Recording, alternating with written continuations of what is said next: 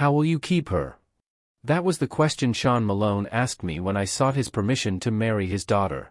It was the late 1970s and times were rapidly changing, but it was the end of an era that required young people to show respect for their elders. As a courtesy, I felt it was important to ask Annie's dad for his permission, so we had the traditional conversation. I never forgot the question he asked me, but I don't remember exactly how I replied. I think I told my prospective father-in-law that Annie and I would both get good jobs after graduating from university and we would be able to maintain a good standard of living. I know I promised him I would keep his daughter happy. He listened to what I said and wished me good luck, but I had the feeling he wasn't particularly impressed with my answer to his question. While I was planning to marry Annie, there were people being killed in Northern Ireland simply for being the wrong brand of Christian. Annie's family was Roman Catholic and she usually went to Mass every Sunday. Her dad went to Mass twice every Sunday. Even if he wasn't overly enthusiastic about my intentions, it was a relief to know Mr. Malone didn't object to Annie getting hitched to me, William Robertson, a Scotsman by birth and a Protestant by upbringing. I got to know Anne-Marie Malone during our first year at university. She was a redhead, with long hair the color of burnished copper wire that cascaded over her shoulders and her blue-green eyes sparkled like ocean spray in sunlight. Flower power and psychedelic colors were all the rage at the time and she liked to wear bright, flowery dresses or tie-dyed cotton t-shirts with jeans. She was incredibly pretty, with alabaster skin, a sprinkling of ginger freckles, a beautiful smile and an impetuous little laugh that brightened up any conversation. When she looked at me I felt as if an invisible force field held me in its sway. Annie, as she preferred to be known, had come to Scotland to study social sciences at a lesser-known Scottish university. Her parents were Irish, but they had moved to the north of England when Annie was an infant. Her family's home was in a row of small houses in one of those bleak northern English towns in the Manchester area, where her father was a self-employed building contractor. Annie had a younger sister, Teresa, who was still in high school. To some extent I was in the same boat as Annie, having left my parental home in Glasgow to move across country to Scotland's east coast and study social sciences at the same university. For our first year, along with a couple of hundred other students, we had been allocated rooms in a student residence located on campus. Men and women were accommodated in separate blocks, but there was a shared dining hall and a sizable common room and television lounge, so we could meet others and make new friends. Although I was very much under Annie's spell from the moment I first met her, I was somewhat shy, having had little experience of socializing with girls or women. I had two brothers and I had gone to a high school that was boys only, so I wasn't very familiar with the female of the species. My friends were a bunch of young lads who were a bit nerdy or geeky. To be honest, I have to admit when I got to university I was still a virgin. At the start of that first year at university there was no shortage of guys showing interest in Anne-Marie Malone. She was an Irish princess and she had them hooked with a bashful, downward glance, much like the one Princess Di perfected in later years. Plenty of guys dated her, but none stuck with it for longer than a couple of weeks. From what I heard, she wasn't interested in going beyond hand-holding and some fairly chaste kissing. I was irresistibly attracted to Annie, but I didn't immediately ask her for a date, not just because I was too shy, but because it was abundantly clear that there wasn't even the tiniest trace of Bill Robertson on her radar. She knew who I was, but she had her sights set on some of the more athletic types. I was in good shape and kept physically fit by playing amateur football for a Sunday league team. I thought I looked okay, but I wasn't a standout athlete, so Annie wasn't casting any glances my way. Thankfully, another girl was interested in me and it wasn't long before I started going out with Sheena Wong Huiying. Sheena was a pretty Chinese girl from Edinburgh. With long, black hair and distinctly oriental eyes, she was proud of her ethnicity, but she had been born in Scotland and was also unquestionably a Scottish lassie. Like me, she tended towards agnosticism, but was tolerant of others' beliefs and rituals if they did no harm. I kept tabs on Annie Malone, but Sheena Wong and I got on really well together. We had shared tastes in music and politics and she had a good sense of humor and was a clever and witty conversationalist. All in all, Sheena had a glass-half-full attitude to life and that rubbed off on me. When we met up again after the turn of the year, Sheena and I started going all the way. She helped me learn about sex and together we tried to improve our bedroom skills. I thought we were going steady, But towards the end of that first year, after we finished our exams, Sheena broke up with me. She did it as nicely as possible, I suppose. We had gone back to my room after enjoying an evening out together, listening to a band playing Scottish folk music in the Students' Union. Sheena stayed the night, kissing and cuddling me after a nice session of 69 and hide the sausage. After we woke up the next morning, she told me she really liked me, but she felt we were just drifting along and our relationship wasn't going anywhere. She had decided to pull the plug on it, so we could both move on. Her decision had been reached before our end-of-year exams, but she waited until the exams were over to break the news to me. She said she wanted to make sure any unhappiness I might feel wouldn't interfere with my academic performance. She reasoned it was also good timing, because we were about to start summer break and that would help us deal with any bad feelings. I was both sad and disappointed, but I thought I understood Sheena's reasoning. During the summer break that year I worked in a garage in Glasgow, learning about car servicing and maintenance while staying with my parents and saving money. Working on cars took my mind off my lack of a love life and the weather was good, so I was able to get out and about at the weekends, catching up with some of my nerdy friends from my school days. Most of them had gone to university or college in Glasgow and still lived with their parents. All in all, it was an enjoyable summer break, with one major exception. Sadly, my dear old granny died. My grandpa had died a couple of years earlier and granny never really recovered from losing him. I shed more than a few tears at her funeral, because she was such a lovely woman. My parents inherited her house and contents, but she left her modest savings to me and my two brothers. It wasn't a fortune, but I would be able to use some of it to buy a used car. My workmates at the garage helped me find a Triumph Herald in good running order. It was a classy-looking, four-seat, hard-top saloon car.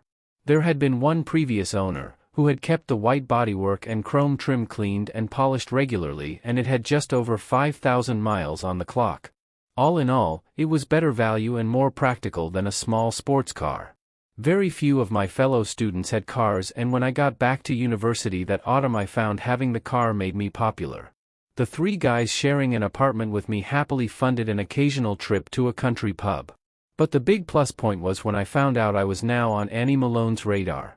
She sought me out one afternoon when we both happened to be having a coffee break at the cafe in the Social Sciences Library building.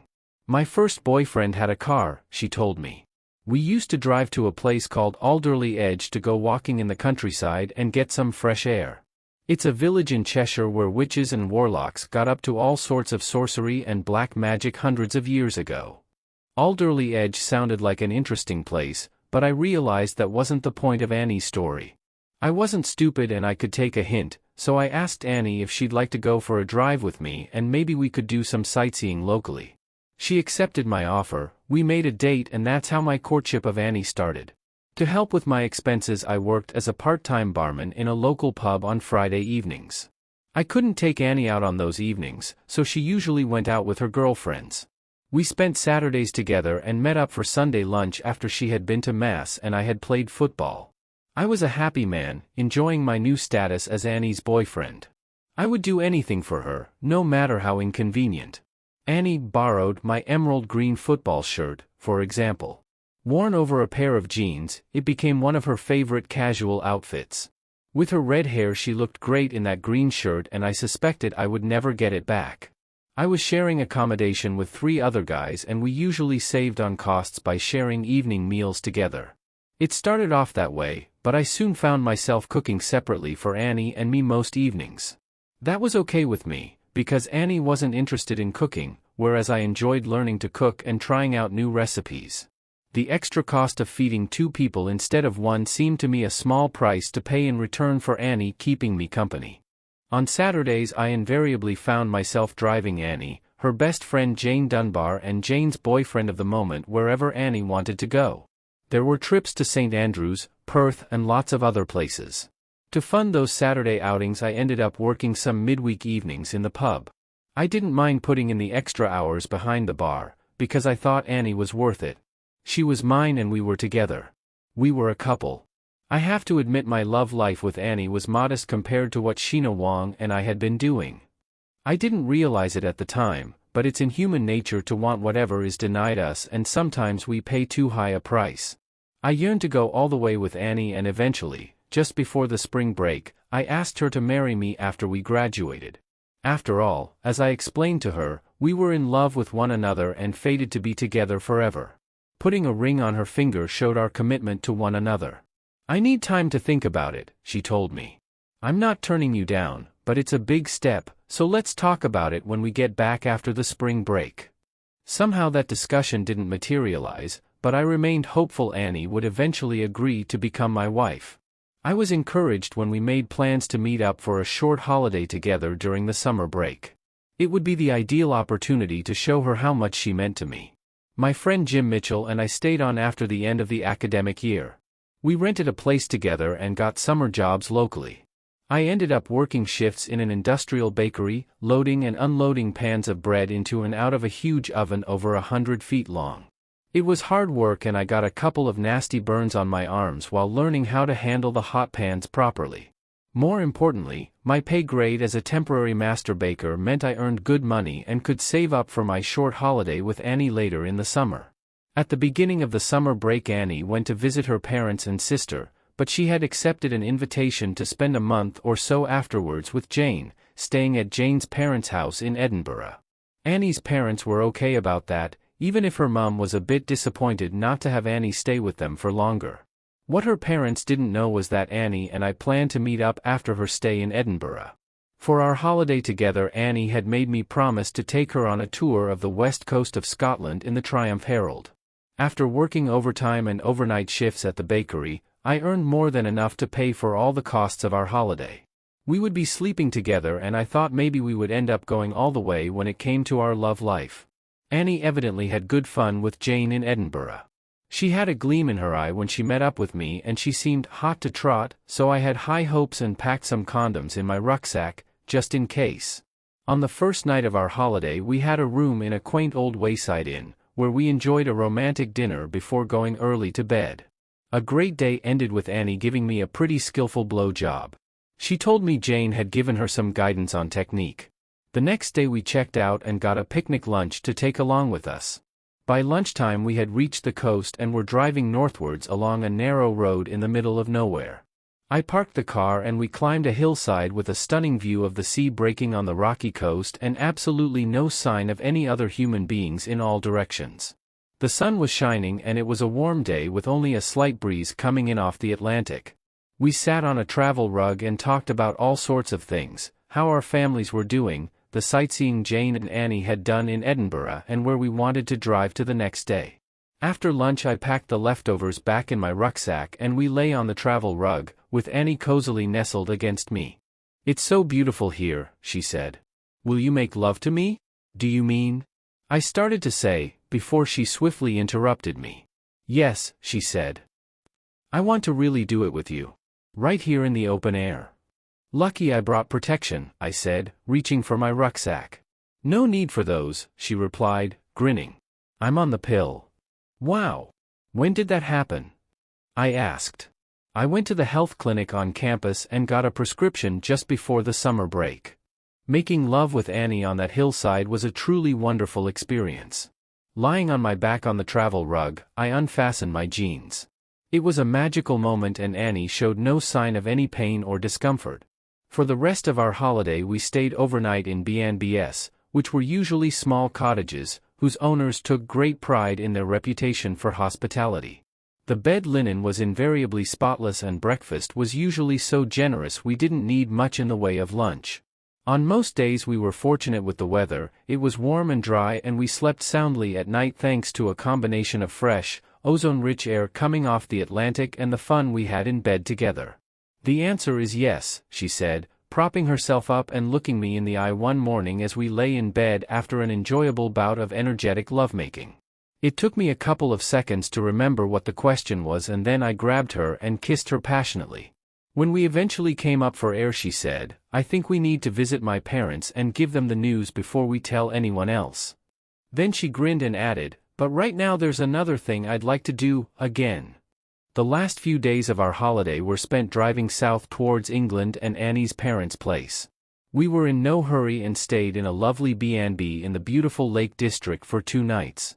Annie called ahead from a public phone box to let her parents know we were on our way.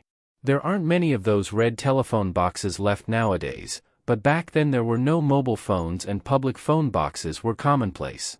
Soon enough I found myself being introduced to Annie's parents and sister, and we all enjoyed a pleasant chat in the front room of their small house. It was a Friday and Annie's mom served up fish and chips for dinner.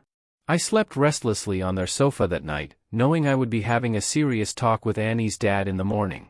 I suspect everyone in the family knew we hadn't come all the way from Scotland just to have dinner.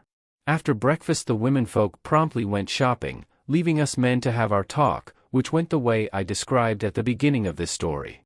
Later, after Annie had spoken with her parents, it was agreed we would wait until the winter holiday break before announcing our engagement to the rest of the world. Annie wanted plenty of time to choose an engagement ring.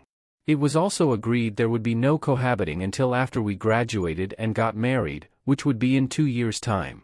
I hadn't expected to be living together with Annie anytime soon, and we had already made separate arrangements for accommodation during the coming academic year.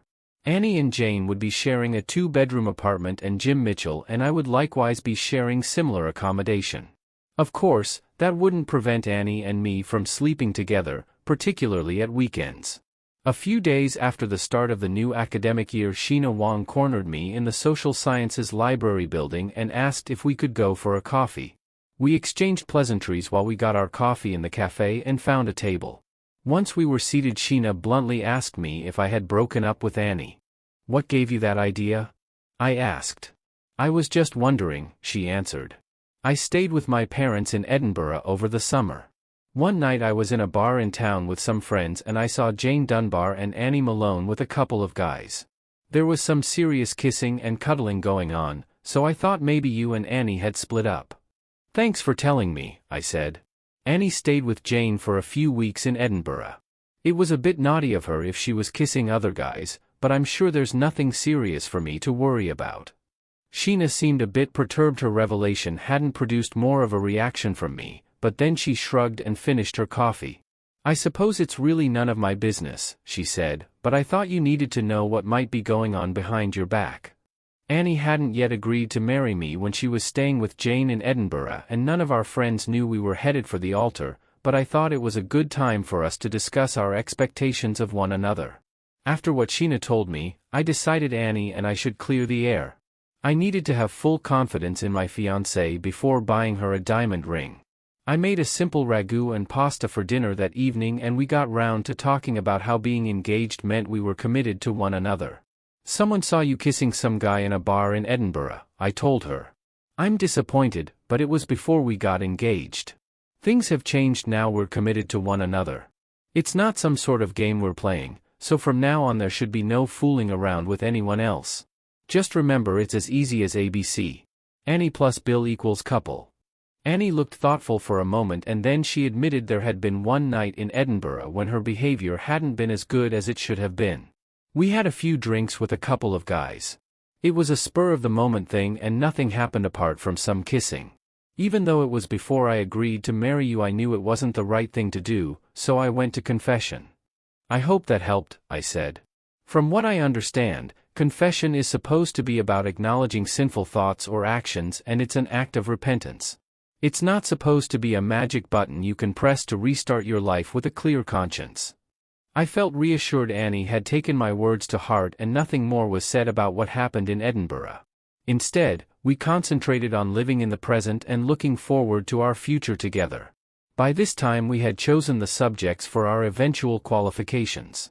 I chose political science and economics and Annie chose geography, possibly because it seemed less challenging.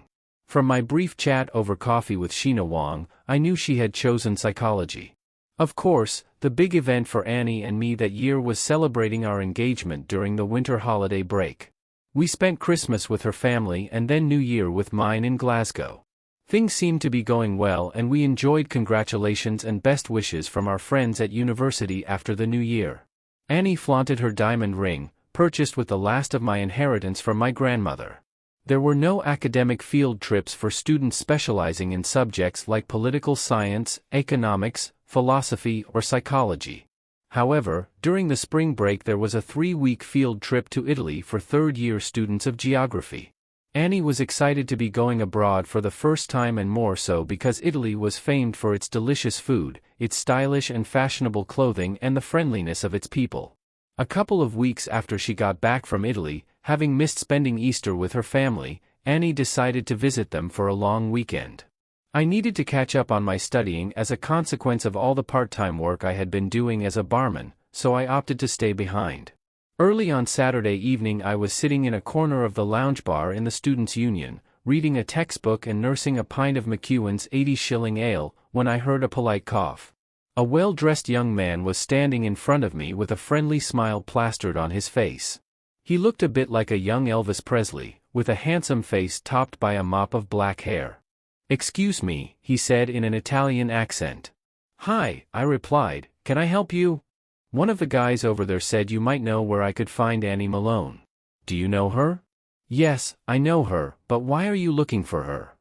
I asked, guardedly.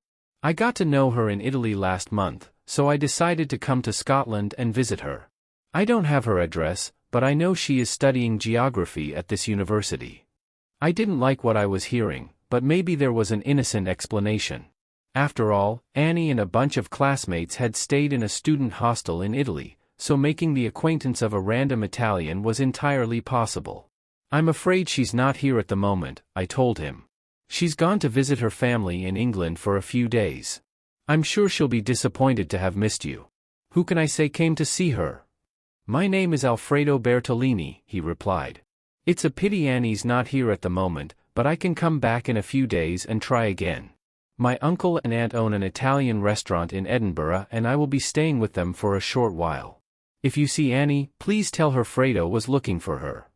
He was about to leave, but while he had been talking I decided I needed to know more about his connection with Annie. "Wait a minute," I said, getting to my feet. "Let me buy you a beer before you go back to Edinburgh." Fredo readily accepted my offer. He sat down and made himself comfortable while I went to get him a pint. I had a bad feeling about Fredo's interest in Annie and I struggled to keep my emotions in check, but I managed to get Fredo to open up a bit about what had gone on in Italy. He relaxed when I told him that Annie and my girlfriend were very close and that's how I knew Annie. Fredo spoke excellent English and he recounted in some detail how he met Annie and her classmates in a bar one evening, not long after they arrived in his hometown. He got together with Annie and after that she was with him whenever she was not busy with her field trip assignments. According to Fredo, he took Annie to some great restaurants, drove her around in his Alfa Romeo to do some sightseeing, and she more or less moved into his apartment for the entire 3 weeks of her field trip. Fredo said he knew Annie was special when they made love the first night they met. "I would never have expected it from an English girl," he said. "She like a wild animal. Our feelings for one another are so strong it was impossible not to follow her here. I am hoping we can make a life together." So WH of the moment thing, and nothing happened apart from some kissing. Even though it was before I agreed to marry you, I knew it wasn't the right thing to do, so I went to confession. "I hope that helped," I said. "From what I understand, confession is supposed to be about acknowledging sinful thoughts or actions, and it's an act of repentance. It's not supposed to be a magic button you can press to restart your life with a clear conscience." I felt reassured Annie had taken my words to heart and nothing more was said about what happened in Edinburgh. Instead, we concentrated on living in the present and looking forward to our future together. By this time we had chosen the subjects for our eventual qualifications. I chose political science and economics and Annie chose geography, possibly because it seemed less challenging. From my brief chat over coffee with Sheena Wong, I knew she had chosen psychology.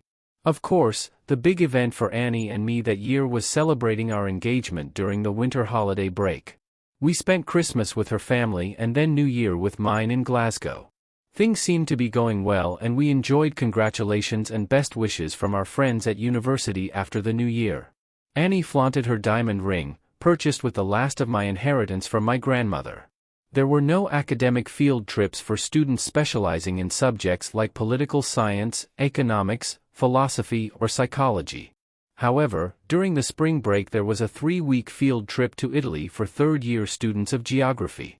Annie was excited to be going abroad for the first time, and more so because Italy was famed for its delicious food, its stylish and fashionable clothing, and the friendliness of its people. A couple of weeks after she got back from Italy, having missed spending Easter with her family, Annie decided to visit them for a long weekend. I needed to catch up on my studying as a consequence of all the part-time work I had been doing as a barman, so I opted to stay behind. Early on Saturday evening, I was sitting in a corner of the lounge bar in the Students' Union, reading a textbook and nursing a pint of McEwen's 80-shilling ale, when I heard a polite cough. A well-dressed young man was standing in front of me with a friendly smile plastered on his face. He looked a bit like a young Elvis Presley, with a handsome face topped by a mop of black hair. "Excuse me," he said in an Italian accent. "Hi," I replied, "can I help you? One of the guys over there said you might know where I could find Annie Malone. Do you know her?" "Yes, I know her, but why are you looking for her?" I asked, guardedly. "I got to know her in Italy last month, so I decided to come to Scotland and visit her. I don't have her address, but I know she is studying geography at this university." I didn't like what I was hearing, but maybe there was an innocent explanation. After all, Annie and a bunch of classmates had stayed in a student hostel in Italy, so making the acquaintance of a random Italian was entirely possible. "I'm afraid she's not here at the moment," I told him. "She's gone to visit her family in England for a few days. I'm sure she'll be disappointed to have missed you. Who can I say came to see her?" "My name is Alfredo Bertolini," he replied. "It's a pity Annie's not here at the moment, but I can come back in a few days and try again. My uncle and aunt own an Italian restaurant in Edinburgh, and I will be staying with them for a short while. If you see Annie, please tell her Fredo was looking for her." He was about to leave, but while he had been talking I decided I needed to know more about his connection with Annie. "Wait a minute," I said, getting to my feet. "Let me buy you a beer before you go back to Edinburgh." Fredo readily accepted my offer. He sat down and made himself comfortable while I went to get him a pint. I had a bad feeling about Fredo's interest in Annie, and I struggled to keep my emotions in check, but I managed to get Fredo to open up a bit about what had gone on in Italy. He relaxed when I told him that Annie and my girlfriend were very close, and that's how I knew Annie. Fredo spoke excellent English, and he recounted in some detail how he met Annie and her classmates in a bar one evening, not long after they arrived in his hometown. He got together with Annie, and after that she was with him whenever she was not busy with her field trip assignments. According to Fredo, he took Annie to some great restaurants, drove her around in his Alfa Romeo to do some sightseeing, and she more or less moved into his apartment for the entire 3 weeks of her field trip. Fredo said he knew Annie was special when they made love the first night they met. "I would never have expected it from an English girl," he said. "She like a wild animal. Our feelings for one another are so strong it was impossible not to follow her here. I am hoping we can make a life together." So what Fredo was telling me was undeniable evidence they had been screwing. "She was born in Ireland, so she's actually Irish," I said, aware I was wound up tighter than a coiled spring as his words had swiftly destroyed my world. "That might account for being a bit wild. Does she know how you feel about her?" "Sure," said Fredo. "I told her I love her and she told me she loves me, but we didn't plan anything. After she left to go back to Scotland I felt so much emptiness in my life that I had to come here and find her." "I see," I said, as my mind was racing.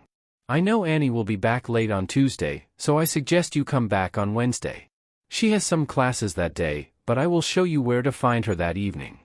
It was obvious Annie and Fredo had enjoyed a significant physical encounter, but I doubted there was much real emotional substance to the affair. Fredo had to search for her, because Annie hadn't given him any personal contact information, so it seemed she wasn't intending to keep in touch with him. The more Fredo talked about Annie, the more it sounded like he was in lust, not love.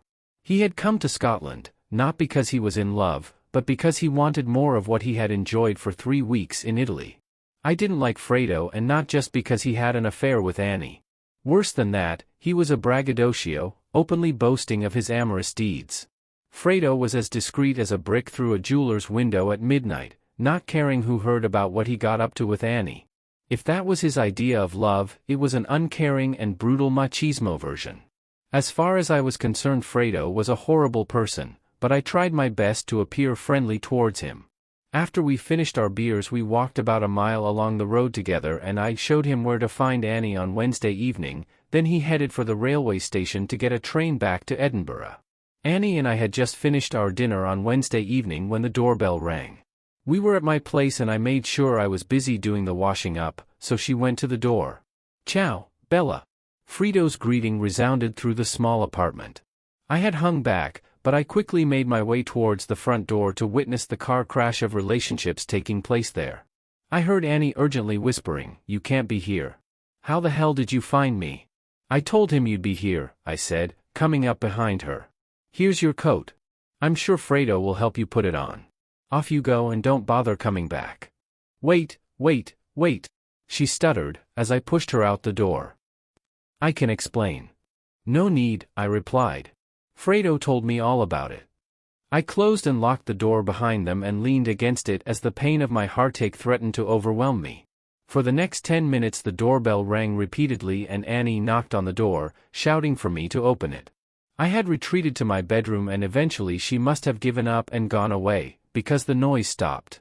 Maybe Fredo got lucky after the confrontation that Wednesday evening, but I really didn't care. I had been betrayed and my heart was broken. Over the next few weeks I became withdrawn and depressed, avoiding anywhere I thought Annie might turn up. I don't know whether she tried to get hold of me, but I doubt it. Fredo would have told her about our conversation.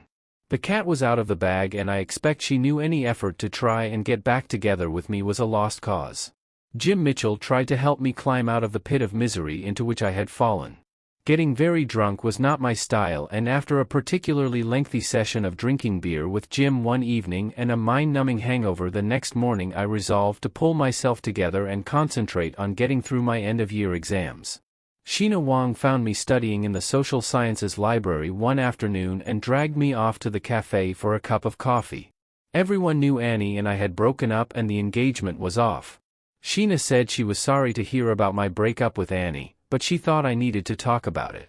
"Annie has been telling everyone you stepped out on her with someone else, which is why she broke off the engagement." "But she didn't break off the engagement," I said. "I broke it off, because she had an affair with an Italian guy. I hate to tell you this, but maybe your breakup with Annie was going to happen sooner or later," said Sheena. "From what I've heard, Jane and some of her friends were encouraging Annie to play the field and try out other guys. I don't think Annie was ever really serious about being engaged to you. She probably just liked the idea of getting a diamond ring." I was shocked by what Sheena told me, but I was trying to concentrate on studying for the upcoming exams and avoid thinking about Annie. It was only after I got back to Glasgow at the beginning of the summer break and had to explain to my parents why I split up with Annie that I faced the fact the girl with whom I had been in love was not real. Close personal relationships are usually built on a balance of give and take, but in my relationship with Annie she had mostly taken and I had mostly given. She was seriously lacking in love and respect for me and now I knew I couldn't trust her either. With the exception of Jim Mitchell, I had no contact with my fellow students during that summer break. I was lucky to get a summer job in the garage again and it was a welcome distraction. Like me, Jim was staying with his parents in Glasgow, so we got together for beers from time to time. We decided we would share a small apartment again in our final year and we managed to get a rental contract for the same place as before.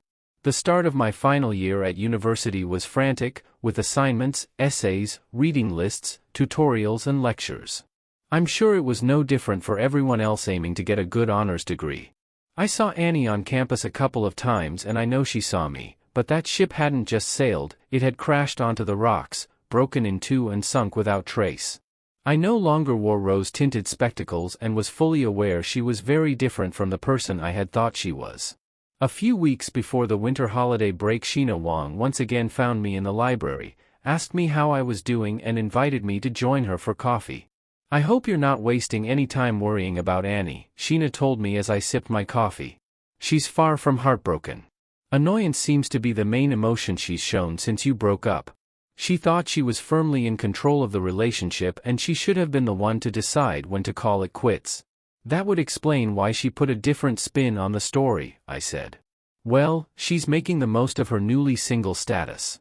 She spent most of the summer break this year out on the prowl with Jane in Edinburgh again," said Sheena. "You were good enough to tell me what you saw last summer," I said. I didn't believe it could be anything serious, but I've had time to reflect on things. She was on the pill before she went to stay with Jane in Edinburgh last summer, so it's very possible she was doing more than just kissing other guys. To my consternation, Sheena seemed amused. Sorry, she said. I can't help it, but I was thinking of the title of that funny American movie that was in the cinema recently. Her sharp wit made me smile. I get it, I said. Fun with Dee and Jane. So it seems, said Sheena. I heard she's sleeping around quite a lot nowadays. Evidently she prefers final-year medical, dental and law students, so she's focusing on trying out the guys with good earning potential. How do you know all this? I asked, amazed at Sheena's revelations. Women discuss all sorts of things, Sheena said. It's no big deal, but I thought if you knew it might help you get over her.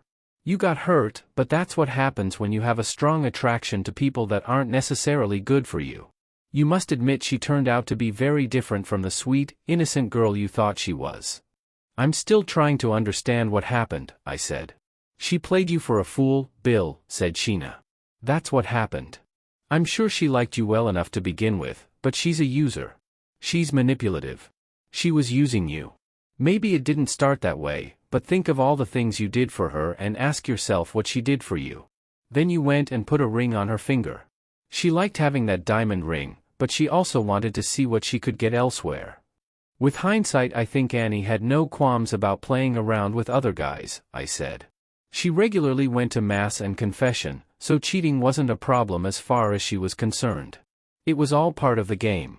Any time she cheated, she could go to confession, wipe her slate clean and start all over again with no guilt and no repercussions. My goodness, exclaimed Sheena. Not only was she using you, but she was also using her God.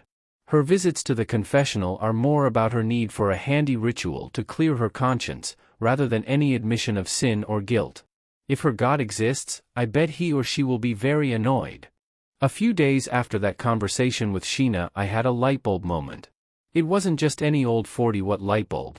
It was a floodlight casting a bright beam of light on my relationship with Sheena Wong. It made me realize Sheena had fallen for me when we got together in first year, but she saw I was infatuated with Annie, so she set me free to let me pursue her rival. That was the real reason why Sheena had broken up with me at the end of first year. Sheena had hoped I would come to my senses, but it must have seemed more unlikely when I put a ring on Annie's finger. Although I couldn't see it, Sheena had more than an inkling I was headed for heartbreak, so she had tried to help me remove my rose-tinted spectacles and see the real Annie. At the same time, she knew it was up to me to make my own way in life and decide what I wanted to do and who I wanted to be with. In a nutshell, Sheena had been waiting for me to wake up and smell the coffee while Annie played me for a fool. I didn't bother asking Annie Malone to give me back the diamond ring I had given her. It was tarnished with the memory of her betrayal, and in any case it was my fault for giving her the ring. The loss of my green football shirt was annoying, but I bought a brand new one, just like I bought a brand new and better quality diamond ring for Sheena Wong. After we graduated, Sheena and I moved to Glasgow and got married. Sheena eventually became a partner in a big HR consultancy, using her professional skills to find and place people in top executive management posts. I worked my way up from management trainee to director of procurement in an international whiskey company, buying everything from raw ingredients, equipment and packaging to transport, distribution and marketing services. At home, Sheena and I tried to be the best parents in the world to our two wonderful daughters. Every year Sheena and I got a newsletter from the university's Alumni Society, and then one year we also got invitations to a 25-year reunion of our social sciences graduation year group. Sheena was scathing about the idea when I suggested it might be fun. Why on earth would you want to go back to our old alma mater to meet up with a bunch of strangers? We've stayed in touch with our friends from back then, and I'm pretty much up to date with all the gossip on the grapevine. Just curious, I replied. Sheena knows me better than I know myself. And she's a psychologist. If you're wondering what happened to Annie Malone, she said, she's been married and divorced 3 times, has no children, lives somewhere in the north of England and works as an administrator in a local government office. Not that I'm particularly interested, I replied unconvincingly, but how the heck do you know all that? Friends of friends, said Sheena, with a knowing grin. Women talk, as I think I've told you before. Of course, you have to remember that the information flows in both directions. Just as I know what's going on with Annie Malone, I'm sure she's heard we're happily married, we have 2 beautiful daughters, we have a lovely home and we live and work in Glasgow. Still think it might be fun to go to that 25-year reunion? I'm not a complete idiot, so I dropped the idea like a hot potato. I also made a mental note to give my wife an extra portion of love and affection to make up for my stupid suggestion. Maybe red roses, dark chocolates, and a bottle of her favorite champagne would also help make amends for my folly.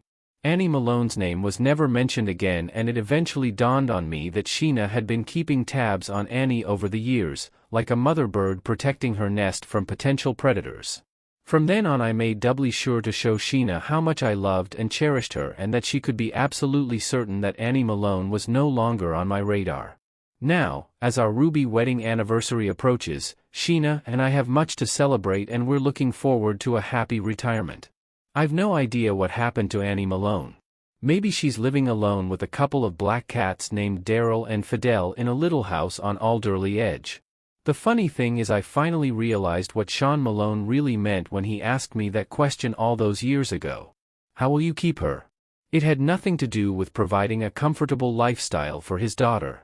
He knew she was a material girl at heart and probably high maintenance, but what he was really asking me was how would I keep her from straying. As it turned out I couldn't keep her and it seems nobody else could either. I suspect she was so self-centered she never really loved anyone, apart from herself.